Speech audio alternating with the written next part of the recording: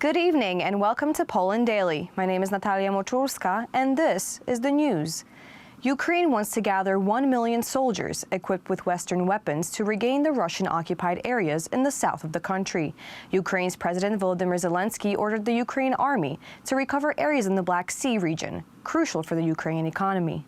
According to representatives of the Ukrainian government, the Russian army has no chance of seizing back the territories liberated so far by Ukraine. If the Russian forces maintain such a high intensity of firing, it can be assumed that their resources of old Soviet missiles will be sufficient for them by the end of this year. We understand that from a political point of view, it is very much needed by our country. The president ordered the general staff to draw up the plans. We are working now to achieve this goal, but we will not do without outside help. I write letters to my counterparts in partner countries. The generals talk about what weapons we need, and then it turns out that political decisions are ultimately needed. Contrary to announcements of a tactical break for regrouping, Russian troops continue to attack. Last night, several people were killed and several dozen injured as a result of a missile attack in Kharkiv. I woke up in bed, covered in dust. When I went to the bathroom, more debris fell on me. Then I saw the rescuers' floodlights. I started screaming, "I'm alive, please take me out." Lifeguards broke down the door and helped me out. The Russian army is harassing the Ukrainian civilian population in a barbaric way. During the night, Russian missiles also fell on Bakhmut in the Donetsk region. Several residential buildings have been destroyed, and there are still victims under the rubble. There were people in this house, an elderly woman and 2 children. Now there is rubble. Attacks in the Donetsk region in the east of the country have continued since the beginning of the war. At least 15 people were killed and several dozen injured after Russian Uragan rockets hit a 5-story apartment block. The first time they hit, I went to my father's house. Dad just left the bathroom. I looked out at the balcony. Then we felt the second blow. It kicked my dad in one direction and me in the other direction. After the third explosion, we managed to get up. My dad was hit by shards of glass. I spoke on the phone with my daughter who is in Poland. That's when the outburst started. 3 strikes, one after the other. It was all bloody. I have 2 kittens. I wanted to save them, but the explosion knocked me over. And when I woke up, I couldn't find the kittens under the rubble. Later, I spent the whole night on the street because I was afraid that it could be worse in the apartment. The Russian forces are approaching Bilohorivka and shelling the surrounding towns, but they are unable to approach Siversk from the Lysychansk side. More people die in Ukraine every day. Last week, many people mentioned the alleged operational pause in the activities of the occupiers in the Donbass and other parts of Ukraine. 34 Russian airstrikes in the last 24 hours is a clear answer to all those who came up with this pause. The Ukrainian army is holding strong, but much remains to be done if the Russian losses really lead to a break in hostilities. Despite the difficult situation and the fight against an incomparably more dangerous and numerous opponent, the Ukrainians managed not only to repel the attacks, as reported by the South Operational Command of the Ukrainian Army, on Sunday in the Kherson Oblast, 4 Russian ammunition stores were destroyed in a shelling by Ukrainian rocket artillery. The Wolyn slaughter is one of the most painful events in Polish-Ukrainian history. On July 11th, on the anniversary of Bloody Sunday, the National Day of Remembrance for the victims of genocide in Volyn is commemorated. On that day in 1943, the Ukrainian insurgent army conducted a coordinated and brutal attack on villages inhabited by the Polish population. The commemoration of the National Day of Remembrance for the victims of genocide in Volyn began with a Holy Mass at the Field Cathedral of the Polish Army in Warsaw. Then the commemoration moved to the Wolyn Square in front of the Genocide Victims Monument. In Volyn alone, between 40 and 60,000 were murdered and killed, which we emphasize with great pain, by our neighbors. The president emphasized that the actions aimed at restoring the memory of the victims of the genocide from 79 years ago result only from the will to reach the truth and honor the victims who have not been properly buried to this day. It wasn't, and it's not about revenge. It was not and is not about any kind of retaliation. There is no better proof of this than the time we have now. Although so difficult, at the same time, what is happening today between Poles and Ukrainians is the best proof of this.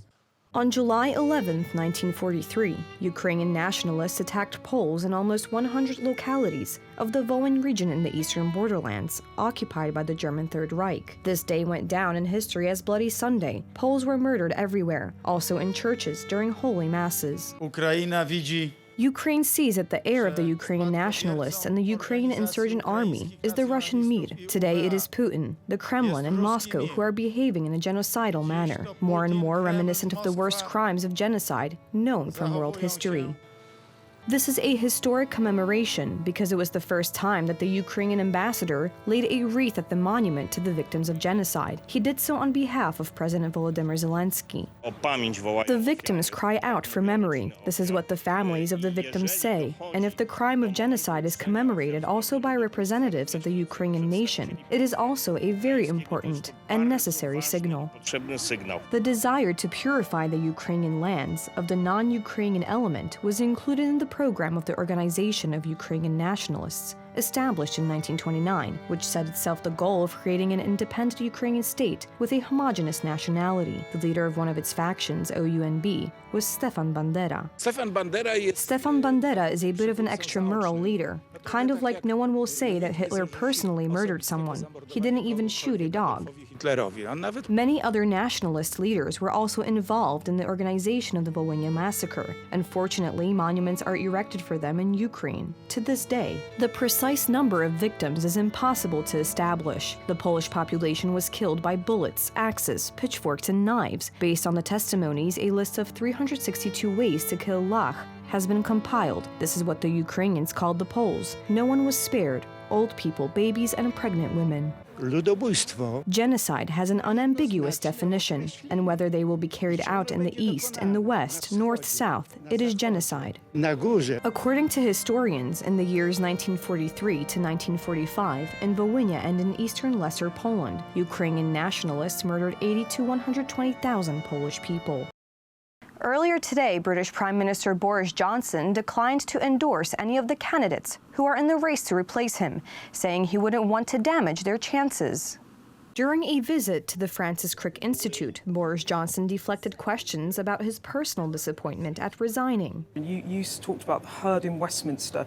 You said when it moves, and it certainly stampeded on you last week. Do you feel betrayed? Look, I don't want to say any more about all that. There's a contest underway, and that must happen. And I wouldn't want to damage anybody's chances by offering my support. I just have to get on. I have to get on. And in the last few days and weeks, the job of the constitutional function of the Prime Minister in this situation is to discharge the mandate, to continue to discharge the mandate.